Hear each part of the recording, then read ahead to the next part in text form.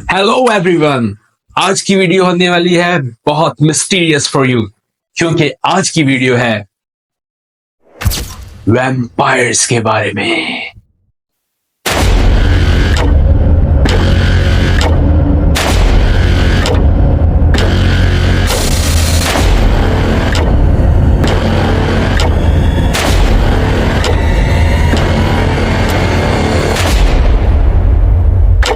तो आज की वीडियो में हम डिस्कस करने जा रहे हैं कि वैम्पायर्स की शुरुआत कहां से हुई और ये कहानियां हमारे पास कहां से आईं, कब इन कहानियों के बारे में लिखा गया और इन किरदारों ने क्या क्या किया हमारी हिस्ट्री के अंदर, कौन सी फिल्में, कौन सी मूवीज और ड्रामाज इनके ऊपर बनाए गए और किन किन चीजों ने हमारे जहनों में सवाल खड़े किए।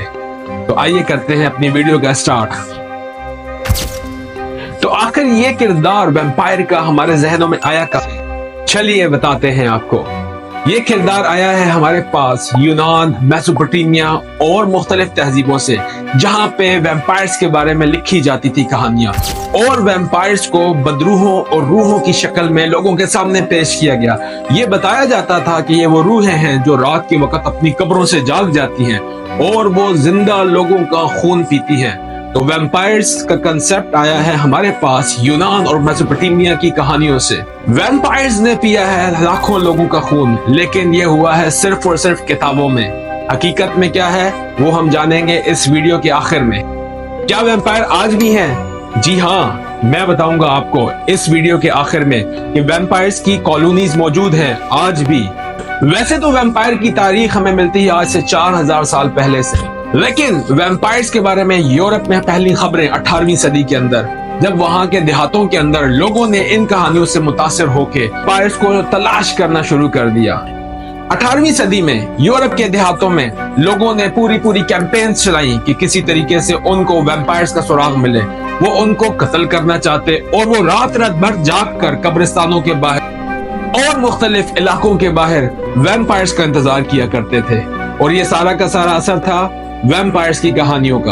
वैम्पायर्स के बारे में मुख्तलिफ तहजीबों के अंदर मुख्तलिफ बातें मशहूर हैं। कुछ लोग मानते हैं ये हम जैसे इंसान ही हैं जो रात के वक्त जिंदा लोगों का खून पीते हैं। कुछ ये मानते हैं कि ये कब्रों में सोए हुए मुर्दे हैं और उनकी रूहें हैं जो रात के वक्त जाग जाती हैं और जिंदा लोगों का खून पीती हैं। लेकिन एक बात सबके जहनों में नक्श हो चुकी है, वो ये कि वैम्पायर एक दरिंदा है और वो जिंदा लोगों का खून पीता है और उसकी खुराक खून ही है, जिसकी वजह से लोग ये मानते हैं कि वैम्पायर्स की जिंदगियां हजारों साल हैं।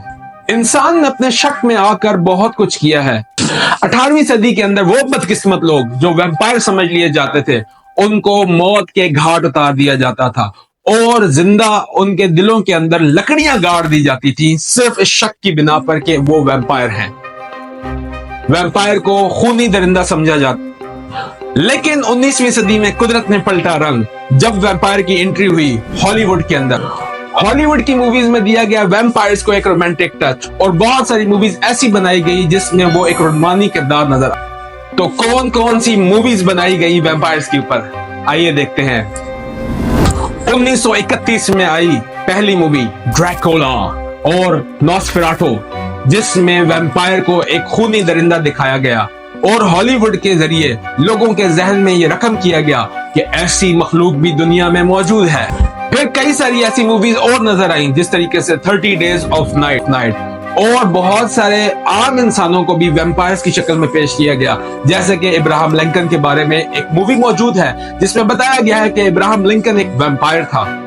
और फिर रोमानवी अंदाज में बनने वाली मूवीज जैसे कि ट्वाइलाइट, जिसमें वैम्पायर्स को मासूम मोहब्बत करने वाले परिंदे दिखाए गए। ये वैम्पायर्स फोकलोर से लेकर इस दुनिया में अपना नक्श छोड़ते चले गए, कभी कहानियों की शक्ल में और कभी हकीकत की शक्ल में।